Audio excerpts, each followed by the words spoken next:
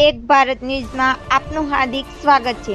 ઉપલેટા તાલુકા સહકારી ખરીદ વેચાણ સંઘની 58મી સાધારણ સભામાં જિલ્લા બેંકના ચેરમેન જયેશભાઈ રાદડિયાની પ્રેરક ઉપસ્થિતિ। ઉપલેટા તારીખ 13 ઉપલેટા તાલુકા ખરીદ વેચાણ સંઘની 59મી સાધારણ સભા લેવા પટેલ સમાજ ખાતે સવારે 10 વાગે મળેલ, જેમાં શહેર અને તાલુકાના આગેવાનો, સહકારી મંડળીના પ્રમુખો વગેરે મોટી સંખ્યામાં ઉપસ્થિત રહ્યા હતા। કાર્યક્રમની શરૂઆતના ઉપસ્થિત મહેમાનોનું ફૂલહારથી સ્વાગત કરવામાં આવેલ। આ પ્રસંગે સંઘના પ્રમુખ ગોપાલભાઈ સખિયાએ વાર્ષિક અહેવાલ રજૂ કરી મહેમાનોનું સ્વાગત કરેલ હતું। આ પ્રસંગે જિલ્લા બેંકના ચેરમેન અને ધારાસભ્ય જયેશભાઈ રાદડિયાએ પ્રેરક ઉપસ્થિતિ સાથે જરૂરી માર્ગદર્શન આપેલ હતું। તેમજ આ પ્રસંગે નરસિંહભાઈ મુંગલપુરા, રવિભાઈ માકડિયા, વર્ષાબેન ગજેરા, હરિલાલ ઠુમ્મર, છગનભાઈ સોજિત્રા અને પણ પ્રાસંગિક પ્રવચનો કર્યા હતા।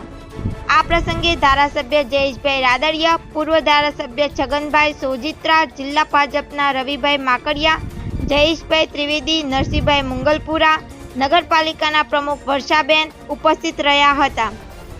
રિપોર્ટર નીલમ રાઠોડ।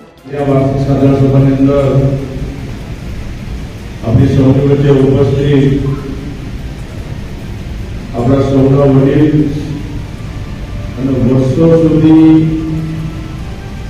આ તાલુકાની અંદર અને રાજકોટ જિલ્લાની અંદર સહકારી ક્ષેત્ર હું હરિભાઈ ઠુમર આજરોજ ઉપલેટા લેવા પટેલ સમાજ ખાતે ઉપલેટા તાલુકા ખરીદ વેચાણ સંઘની સાધારણ સભા મળી હતી।